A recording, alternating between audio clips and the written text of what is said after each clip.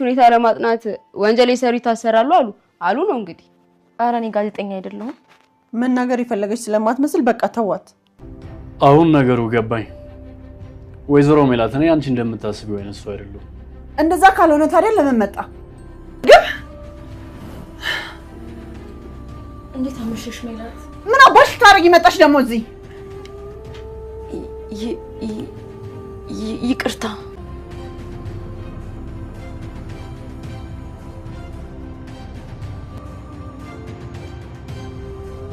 ቆይ እስከዚህ ሰዓት የታምሽታ ነው? እነዚህ ልጆች እየፈለኩ ነው፣ ግን አንድ ሰው እንኳን አየሁ የሚል የለም። እኔ ባርቃቸው ኖሮ ይሄን ያብረውን ነበር የሚሆኑት።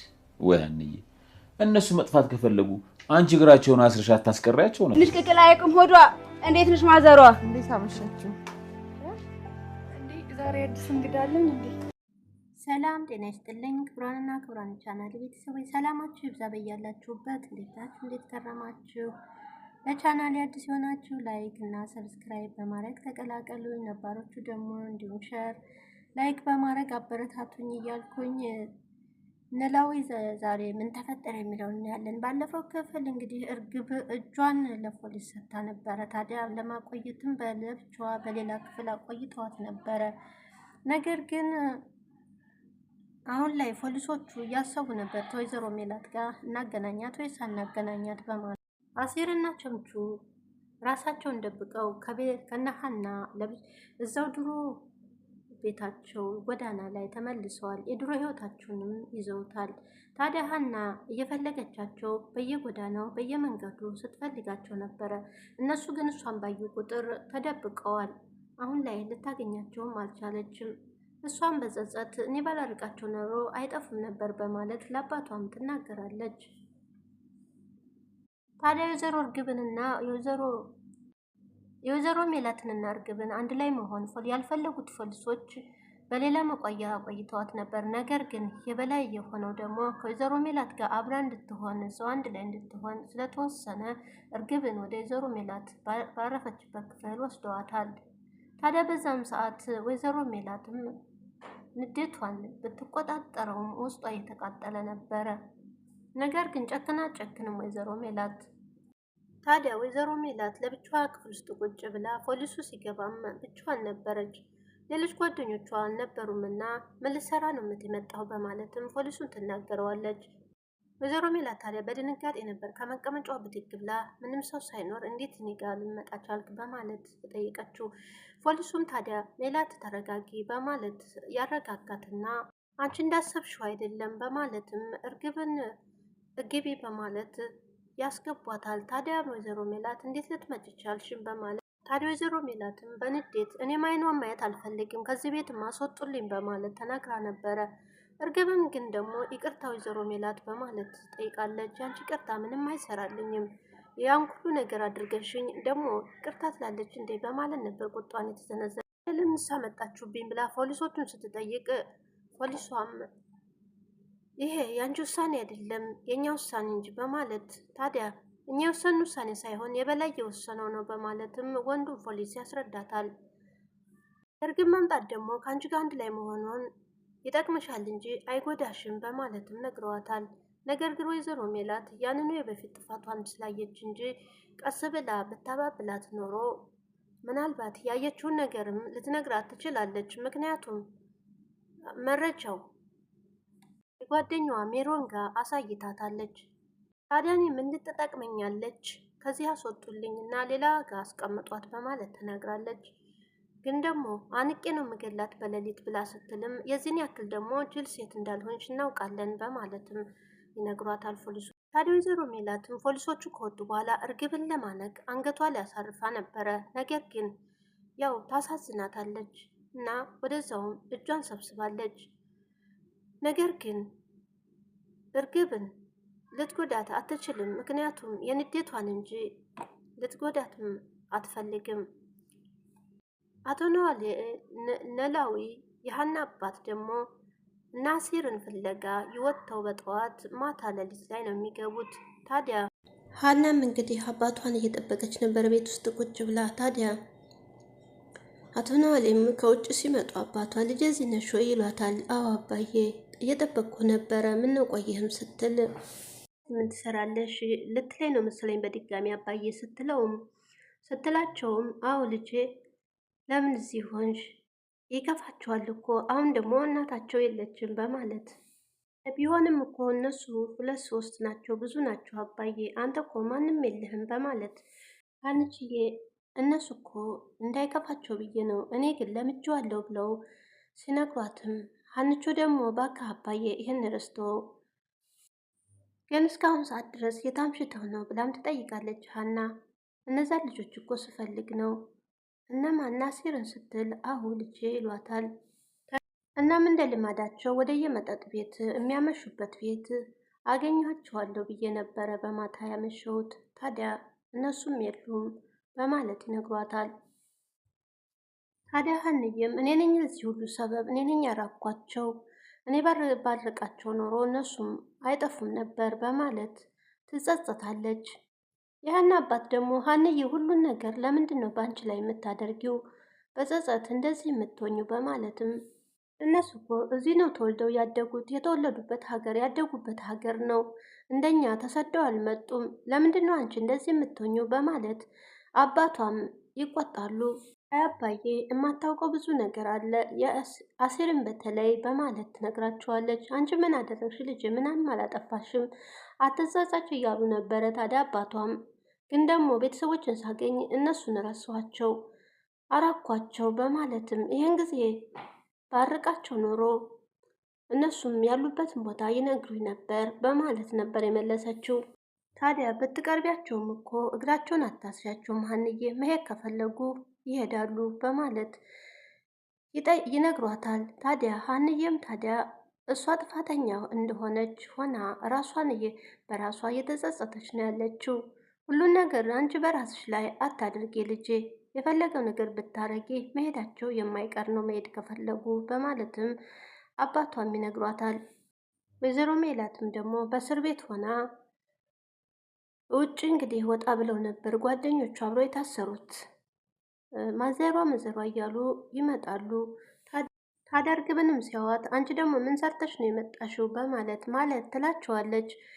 እናማ ምን አጥፍተሽ ነው እዚህ የመጣሽው በማለት ይጠይቋታል። ታዲያ ተነሽና ወይ ጨፍሪ ወይም ዝፈኝ ወይም ብር አምጪ ብለው የመኝታ ነው እንደዛ ነገር ነው መሰለኝ ረሳሁት፣ ግን እንደዛ ይሏታል። ታዲያ እሷም ግራ ትጋባና ይሄ ደግሞ ምን ማለት ነው በማለት ይሄ ደግሞ የቤቱ አዲስ እንግዳ ሲመጣ ወይ ይዘፍናል ወይ ይጨፍራል ወይም ብር ይሰጣል ያመጣል በማለት ይነግሯታል። እሷም ታዲያ ጎጃምኛ ልጨፍርላችኋ ወይም ልዝፈንላችሁ በማለት ትነሳ። ታዲያ ብር የለኝም ስትላቸው ነበረ። እንደዛ ከሆነ ጨፍሬ ሲሏት ዘፈንም አልችል ጭፋሮም አልችልም ስትል ነበረ። ወይዘሮ ሜላት ታዲያ አንዱን ማድረግ ግዴታ አለብሽ በማለት የተናገረችው። የዛን ጊዜም በቃሽ ካላችሁ ጎጃምኛ እዘፍንላችኋለሁ ግን ትቀበሉኛላችሁ በማለት ነበረ የጀመረችው።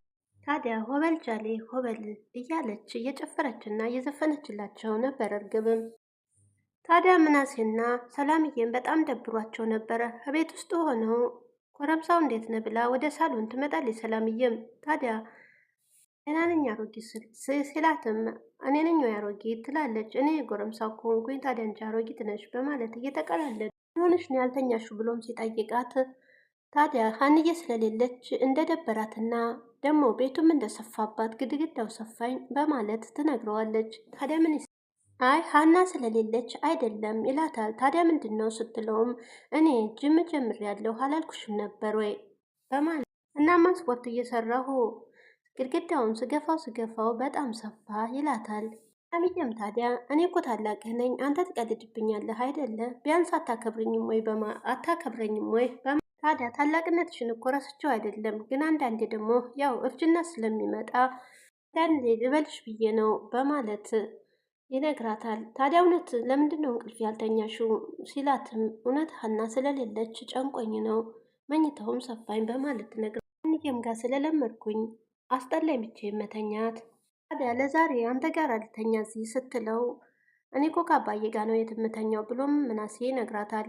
ዛሬ አቶ መስፍንን ተውና እባክህ እዚህ የተኛ ስትለው አቶ መስፍን አልሽ ሲላታል።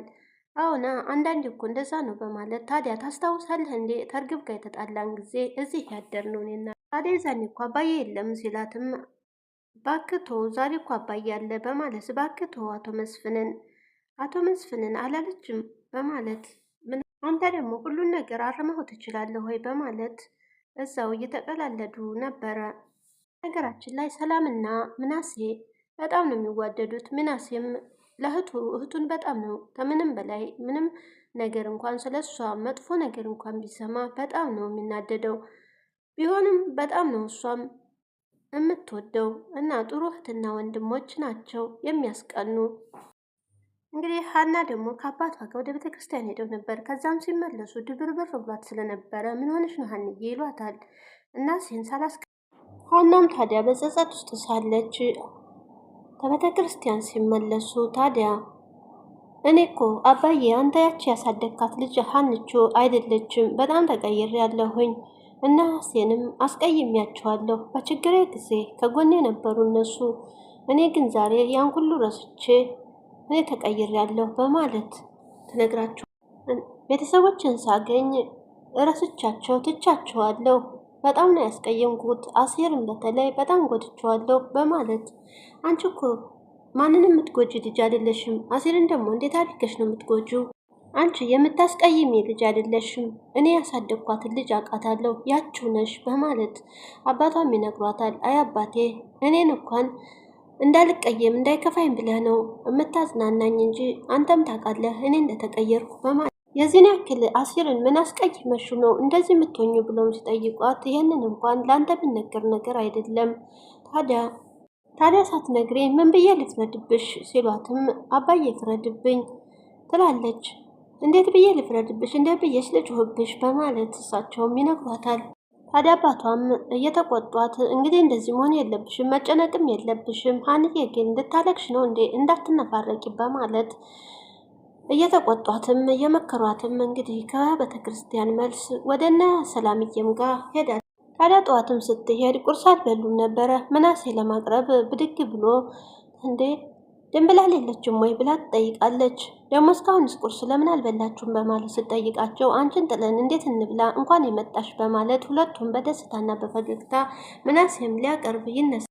ድንብላልም አለች ግን ስራ ስለበዘባት ላግዛት ብዬ ነው በማለትም ብድግ ይላል። ደግሞም ሰላምዬ አኩርፊያታለሁ ብለሽ አልነበረም ወይ እንዴት አናገርሻት በማለትም ሰላምዬን ይጠይቃል። ሰላምዬም ታዲያ ረስቼው ሁለተኛ ላናግሪም ተቀይሜሻለሁ ስትላት ወይ ሰላምዬ አባዬ እኮ ለብቻውና ስለሆነብኝ ነው። ታዲያ እንደዛም እያለቻቸው እየተጎራረሱም እየተጫወቱም ነበረ። አቶ ነዋሌ ደግሞ ወደ እስር ቤት ወይዘሮ ሜላትን ሄደው ጠይቀዋታል። አዲስ ላይ ደግሞ ፋኖስ የምትባልም ተከስታለች። እሷ ደግሞ እርግብ ፖሊስ እያሳደዳት እያለ ሻይ ቡና ከምትሸጥበት አጠገብ ተደብቃ በዛ ነበር የተዋወቁት። በዛም ተዋወቃችሁ። ታዲያ እንደ ቤተሰብ አድርጋት ቤተሰብ ወገን ስለሌለኝ ልጅ አገኘው ቤተሰብ አገኘው እህት አገኘው ስል በማለት በትካዜ ውስጥ ነበረች። ታዲያ ፋኖስም ራሷን እየወቀሰች ነበረ። እኔ ምንድነው ሰው ለምንድነው ተረግሜያለሁ ሆይ አብረሽ አይቆይ አይዝለቅልሽ ተብዬ በማለት ነበር እያለቀሰች ከአንድ ቦታ ቁጭ ያለችው።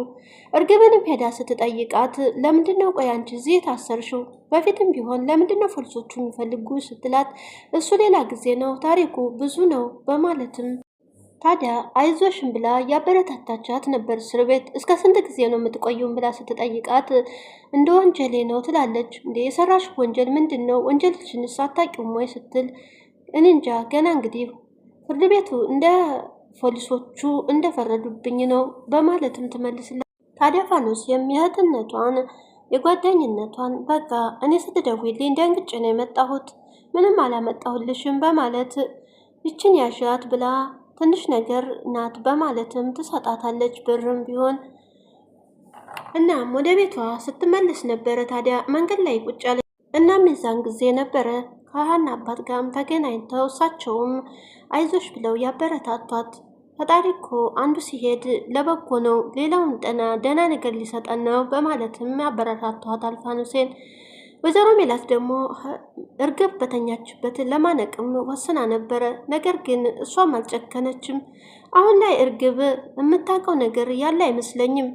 ያው ወይዘሮ ባዩሽ በላከቻት መሰረት ቤቱን አምሰዋለች። በእርግጥም ነገር ግን አንዳንዴ የዋህነትም አለባት። አሁን ላይ በጣም ፈርታ እጇን እያንቀጠቀጠች ነበር። ትገድለኝ ይሆን እንዴ? ታንቀኝ ይሆን እያለች ታዲያ ወይዘሮ ሜላትም እኔም ፈርታኝ ይሆን እንዴ? ምን ሆና ነው እያለች ስታለቅስም አይታታለች።